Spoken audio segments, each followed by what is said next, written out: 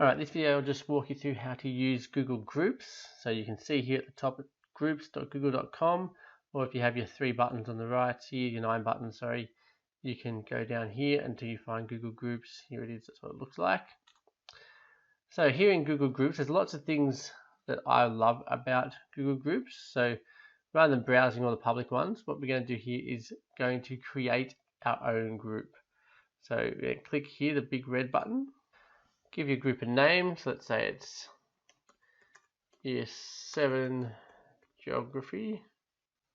You'll notice here that it then gives the group an email, so anyone who's in this group that you create, if you send an email to Year-7-Geography, and that will be added to your contact list, then as soon as you start typing Year 7, it'll come up, click it, and that whole Year 7 Geography class will then get the email that you send.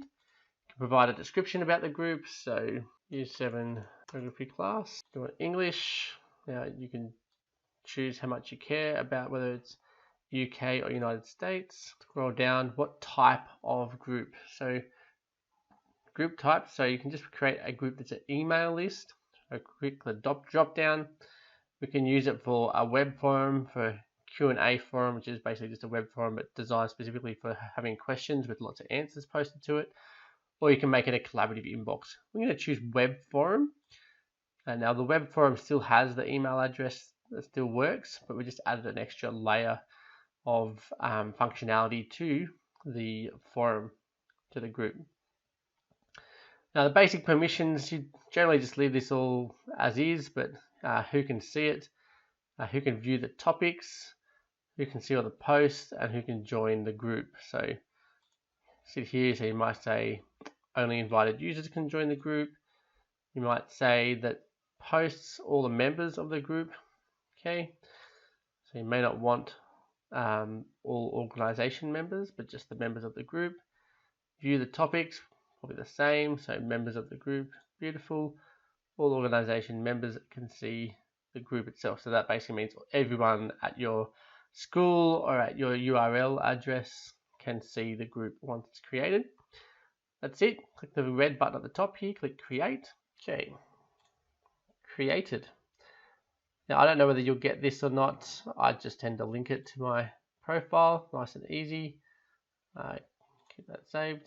And now this is your group. Now you can add a welcome message to your group. Now remember, this is going to be a forum as well. Okay, you can go here to actions. So once you actually have things coming through, you can see mark as read, move, etc. You can filter it, all those types of things. You can create tags.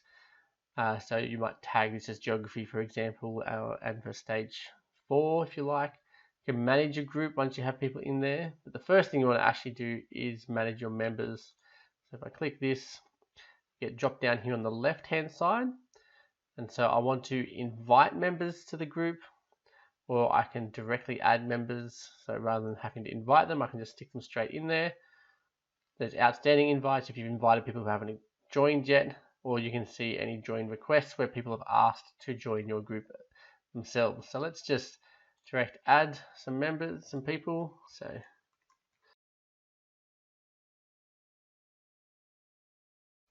done.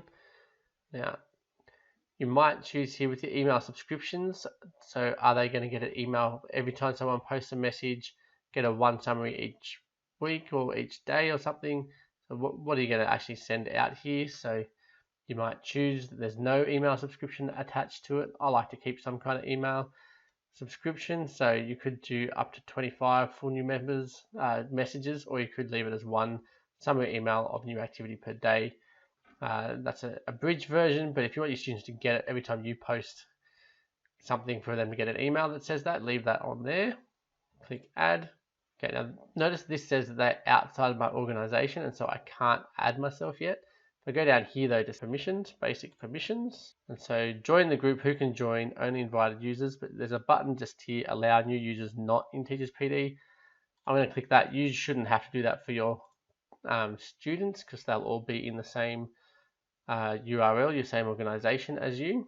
Okay, so once they're saved, I can then go back to my directly adding of members.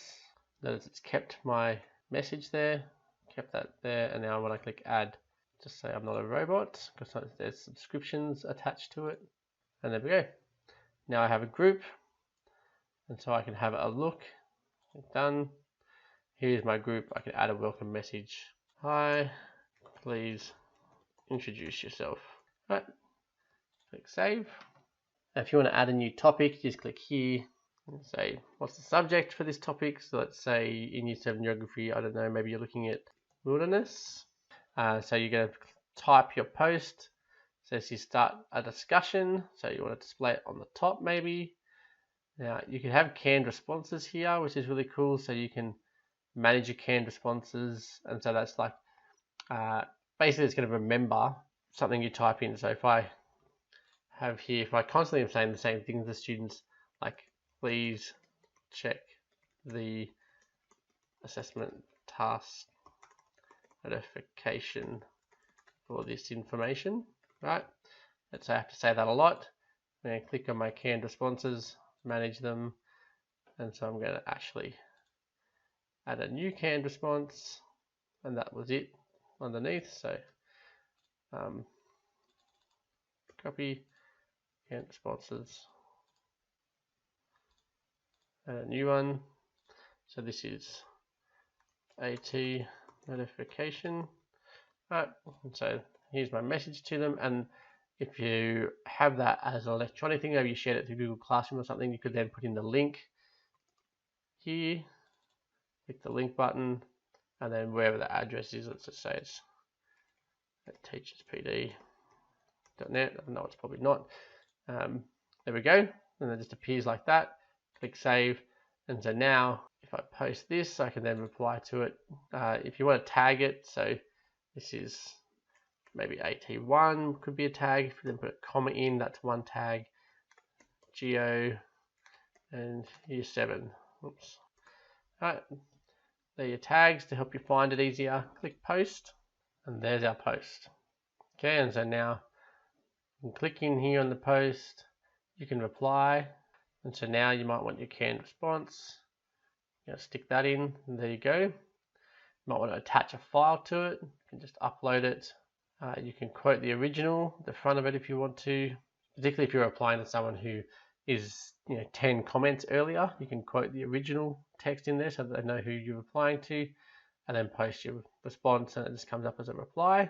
And so that's how it's going to appear as people come and have a look at it. And it's a great way for people to be able to chat outside of school, even in class, various ways you can use this.